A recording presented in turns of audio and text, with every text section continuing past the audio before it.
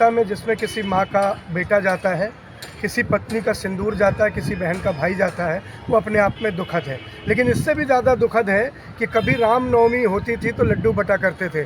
अब ये ऐसी रामनवमी क्यों आने लगी कि पत्थर बटने लगे हैं, पत्थर बरसने लगे हैं। कई तस्वीरें दिल दहला देती हैं। हम रामनवमी का जुलूस निकालते हैं कि प्रभु के आदर्श, प्रभु की मर्यादाएं जन जन तक पहुंचाई जाएं, प्रभु श्री राम के आदर्शों का गुणगान हो। पर मैंने देखा कई जगह ऐसी तस्वीरें भी आई कि भगवा झंडा हाथ में लेके मंदिरों, मस्जिदों के मजार पर चढ़ रहे थे लोग, मस्जिदों के ऊपर हंगामा कर रहे थे। ये कौन सिखा रहा है हमारे बच्चों को? ये हमारे बच्चों को कौन ऐसी ट्रेनिंग दे रहा है? मंत्रियों के बच्चे जाएंगे विदेश में पढ़ने, मंत्रियों के बच्चे विदेश से डिग्रियां लेके आएंगे, मंत्रियों के बच्चे हॉस्टल में रहेंगे सुरक्षित, और गरीबों के बच्चे सड़कों पर दंगा करने निकलेंगे। ये कौन करा रहा है? ये कौन राम के नाम पर और बदनाम करने की साजिश कर रहा है? कौन पत्थर मार रहा है? वो चाहे हिंदू हो चाहे मुसलमान हो, धर्म के नाम पर जो भी उत्पाद और उग्रवाद कर रहा है, मेरे नज़र में वो दोयम दृष्टि का आदमी है और कानून को उसे सख्ती से निपटना चाहिए। लचर कानून और उपद्रव एक साथ काम नहीं कर सकते। लचर कानून होगा, लचर कानून व्यवस्था होगी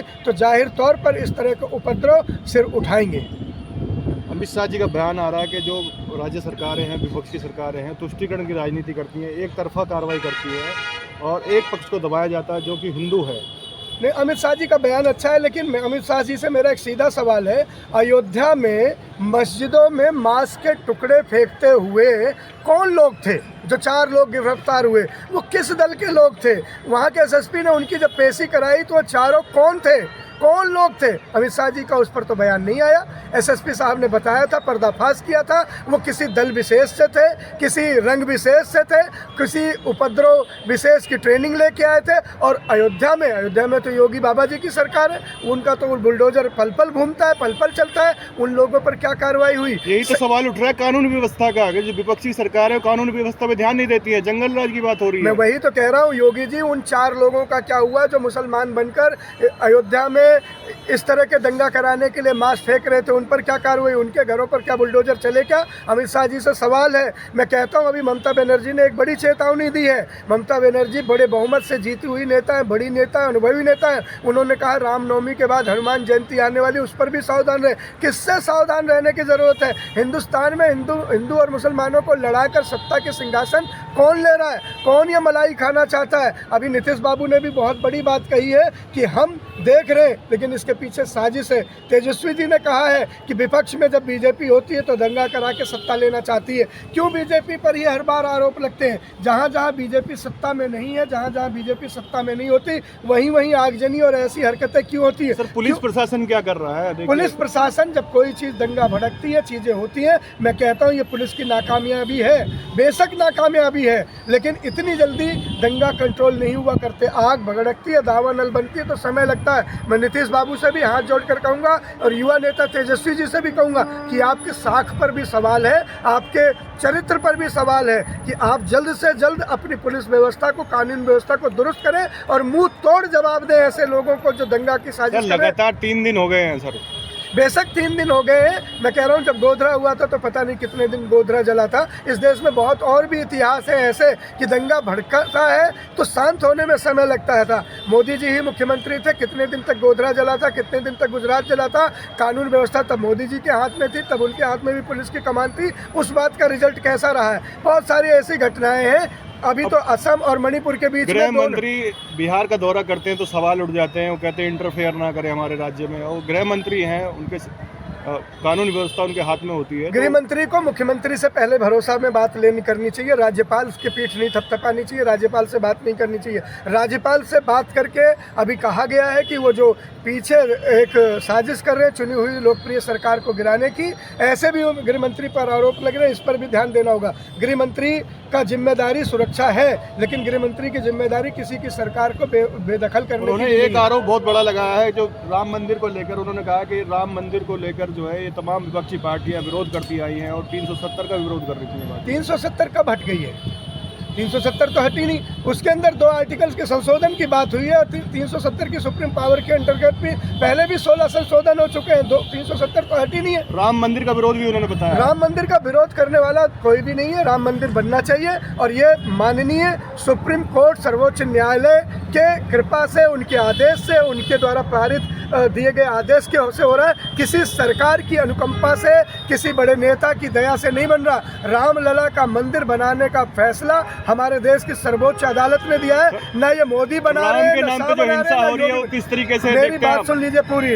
ये कोई सरकार नहीं बना रही, कोई मोदी जी योगी जी नहीं बना रहे, ये सुप्रीम कोर्ट के सुप्रीम फैसले के बाद रामलला का भव्य मंदिर बन रहा है। सबको दिल खोल के स्वागत करना चाहिए। बीजेपी हमेशा ही ऐसी बातें करती रही है, लड़ाओ, भड़काओ, दंगा कराओ और राज करो। अब वो एक्सपोज हो चुके हैं, अब उनकी बातें नहीं चलेंगी। ये दकियानूसी दलीलें आज नहीं, आज लोग महंगाई से मार खा रहे हैं, आज बेरोजगारी है लोग, आज लोग टूटे पड़े हैं, घरों की चीज़ों से, पेट्रोल की कीमतों से, गैस रसोई के सिलेंडर से। आप राम नाम की धुनी और राम नाम के भड़का के लोगों को बीजेपी की बम्पर फसल लाने वाली नहीं है। मैं कह रहा हूँ कर्नाटक का चुनाव इसका बानगी बनेगा, उसके बाद एमपी छत्तीसगढ़ का चुनाव बड़े पैमाने से बीजेपी हारने जा रही है और बीजेपी की यही बौखलाहट है। हारता हुआ चुनाव देखकर वो इस तरह के आरोप लगाने लगते हैं। तमाम विपक्ष पे भाजपा लगातार जो है परिवारवाद का, भ्रष्टाचार का, कानून व्यवस्था का, जंगल राज की संज्ञा देते हैं उनके राज्य में जो सरकारें होती हैं, उसको लेकर आप क्या सोचते हैं? मैं कहता हूँ बीजेपी सरकार में है या बीजेपी विपक्ष में है, सवाल बीजेपी को, सवाल के जवाब बीजेपी को देने चाहिए। बीजेपी के सामने 4 सवाल हैं।